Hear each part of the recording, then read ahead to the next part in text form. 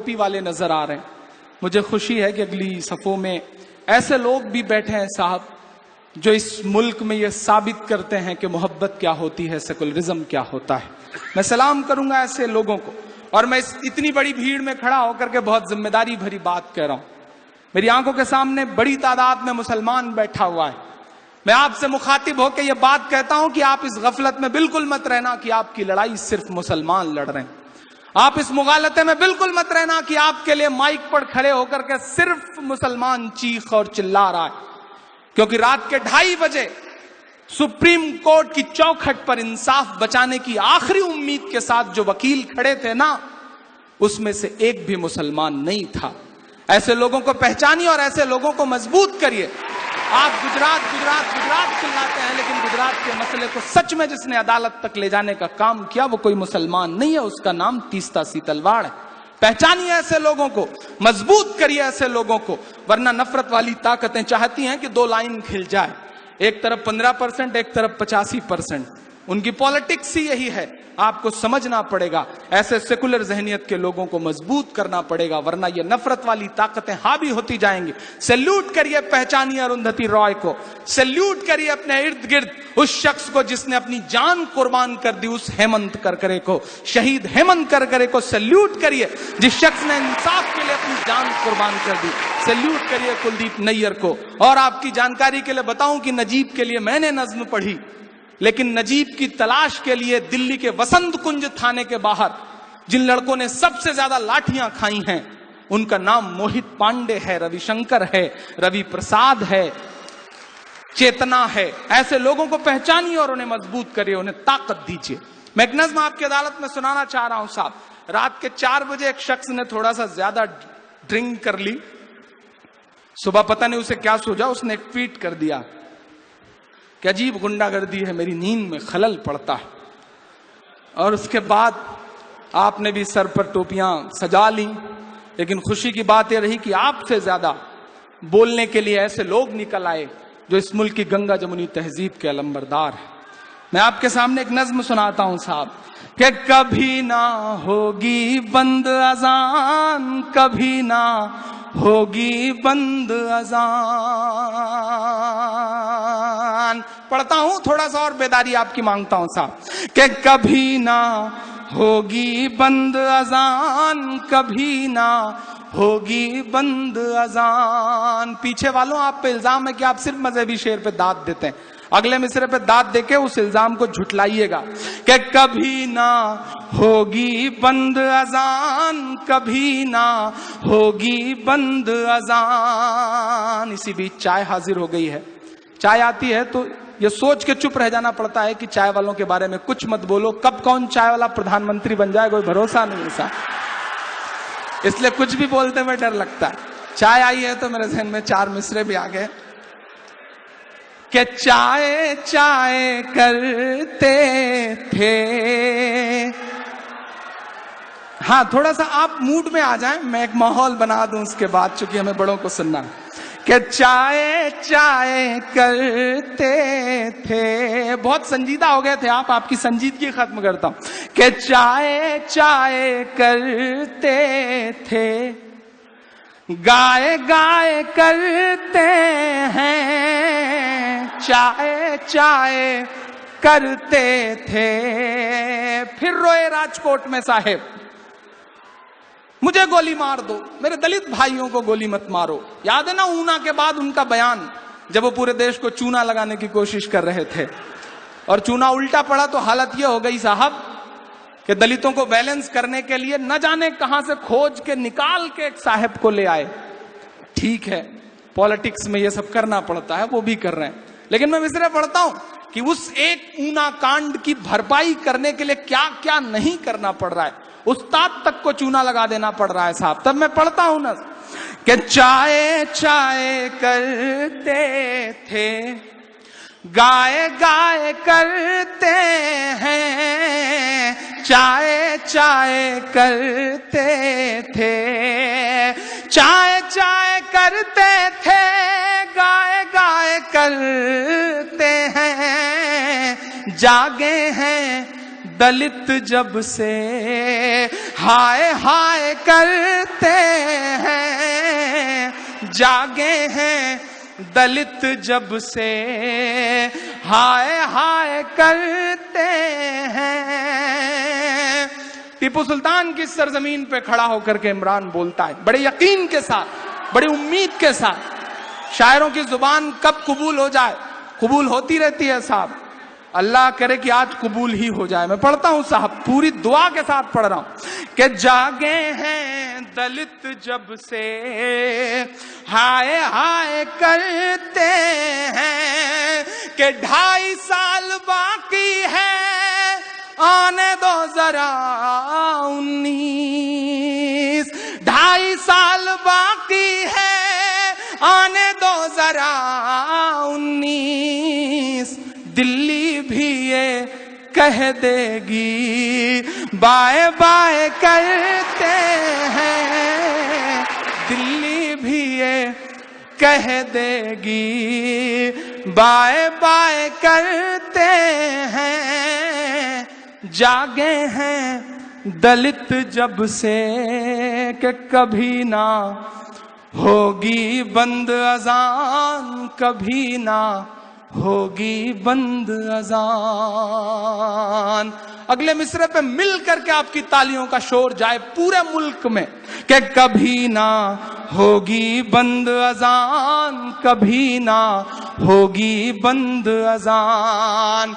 आरती और अजान से मिलकर, आरती और अजान से मिलकर बने हैं हिंदुस्तान, कभी ना होगी बंद अजान, कभी ना होगी बंद अजान, होगी बंद अजान, कभी ना होगी बंद अजान।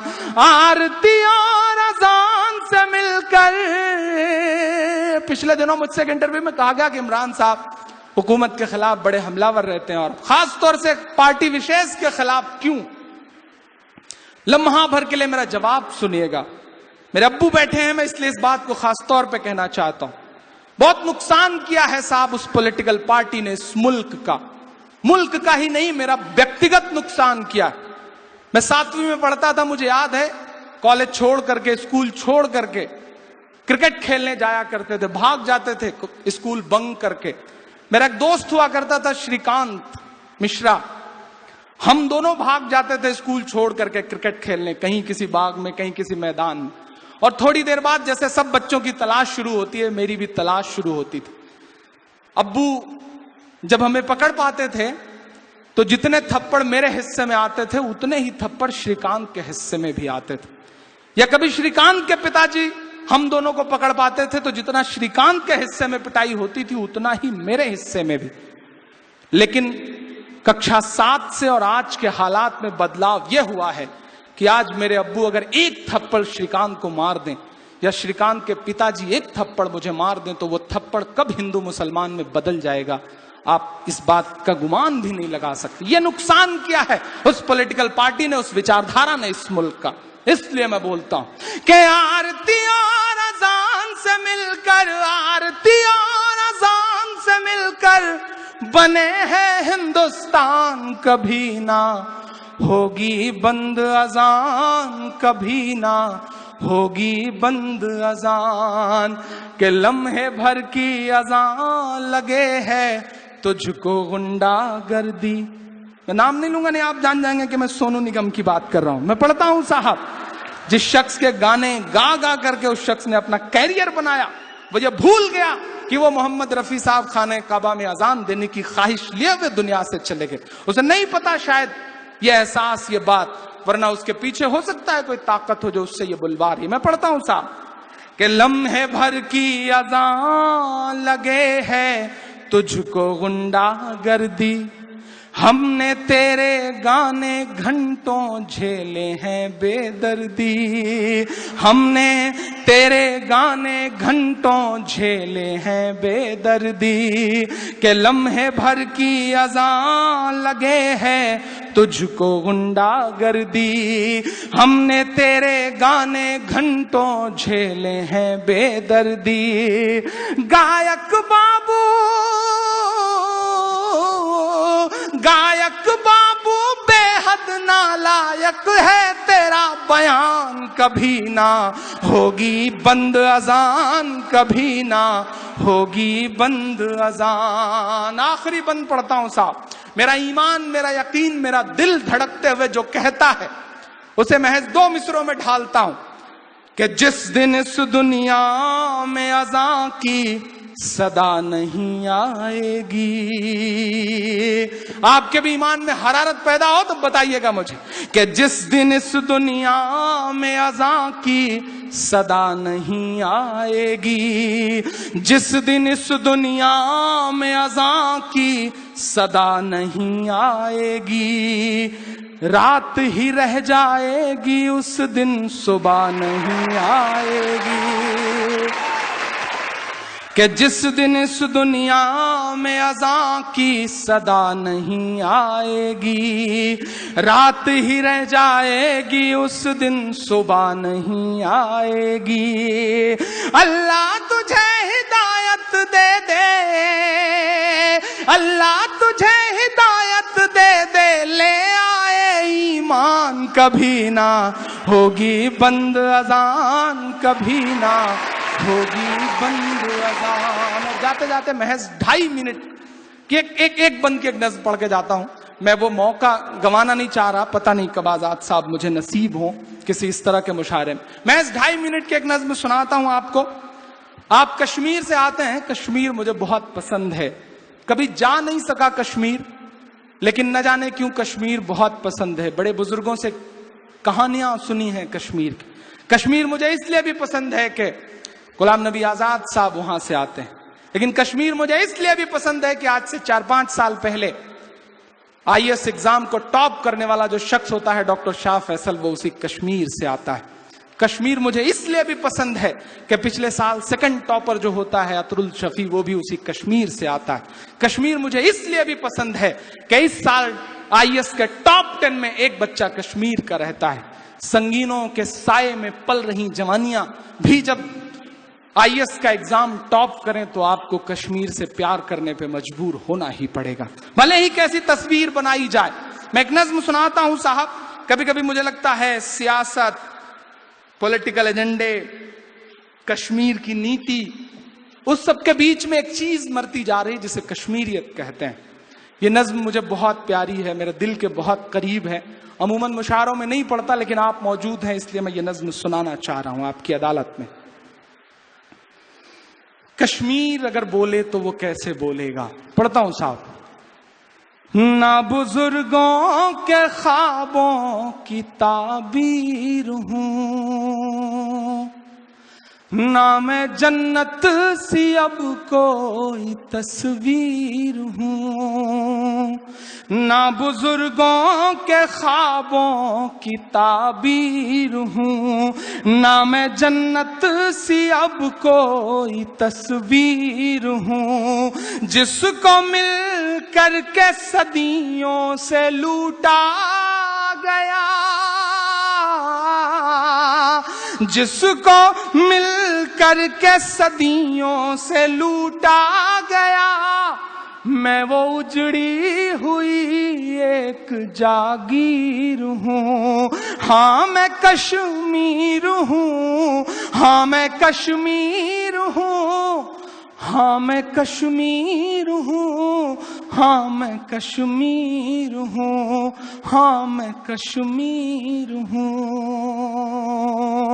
पहला बंद पढ़ता हूँ कि ये हुआ है सियासत की एक चूक से, मेरे बच्चे बिलखते रहे भूख से, मेरे बच्चे बिलखते रहे भूख से। ये हुआ है सियासत की एक चूक से, रोटियां मांगने पर मिली गोलियां, रोटियां मांगने पर मिली गोलियां, चुप कराया गया उनको बंदूक से, चुप कराया गया उनको बंदूक से। ना कहानी हूं ना कोई किस्सा हूं मैं, कश्मीर की सच्चाई और कश्मीर का दर्द। अगला एक मिसरा गवाही है इस बात कि ना कहानी हूं ना कोई किस्सा हूं मैं, ना कहानी हूं ना कोई किस्सा हूं मैं, मेरे भारत तेरा एक हिस्सा हूं मैं, मेरे भारत तेरा एक हिस्सा हूं मैं, जिसको गाया नहीं जा सका आज तक। तमाम कहानियां चैनल्स सुनाते हैं, लेकिन मुझे लगता है शायद कश्मीर की जुबान कभी नहीं सुनी गई। मैं पढ़ता हूं साहब, मेरे भारत तेरा एक हिस्सा हूं मैं, जिसको गाया नहीं जा सका आज तक, ऐसी एक टीस हूं, ऐसी एक पीर हूं, हाँ मैं कश्मीर हूँ, हाँ मैं कश्मीर हूँ, हाँ मैं कश्मीर हूँ। आखिरी बंद पढ़ के आपसे विदा लेता हूँ कि यूं मेरे हौसले आजमाए गए, मेरी सांसों पे पहरे बिठाए गए, मेरी सांसों पे पहरे बिठाए गए। पूरे भारत में कुछ भी कहीं भी हुआ, मेरे मासूम बच्चे उठाए गए, मेरे मासूम बच्चे उठाए गए। यूं जड़ मेरे सारे घरों दे गए, यूं जड़ मेरे सारे घरों दे गए, मेरे जज्बात बूटों से रौंदे गए, मेरे जज्बात बूटों से रौंदे गए। जिसका हर लफ्ज आंसू से लिखा गया, खून में डूबी हुई ऐसी तहरीर हूँ, हाँ मैं कश्मीर हूँ, हाँ मैं कश्मीर हूँ, हाँ मैं कश्मीर हूँ, हाँ मैं कश्मीर हूँ। बेंगलोर वालों, जाते जाते इतना कह के जा रहा हूँ कि चाक दामन रफू करके लिखता हूँ मैं। कभी कभी 4-4, 5-5 दिन मुशायरों के बाद घर जाता हूं तो अम्मी कहती हैं कि कहां से समेटते हो इतना दर्द। मेरे दोस्त कहते हैं इमरान कहां से गा लेते हो इस दर्द को। मैं बता के जाता हूं साहब कि चाक दामन रफू करके लिखता हूं मैं, जख्म से गुफ्तगू करके लिखता हूँ मैं, जख्म से गुफ्तगू करके लिखता हूँ मैं। दर्द गाने को भी हौसला चाहिए, दर्द गाने को भी हौसला चाहिए। आंसुओं से वजू करके लिखता हूँ मैं, आंसुओं से वजू करके लिखता हूँ मैं। अपनी सांसों में आबाद रखना मुझे, बस इतना कह के जाता हूँ।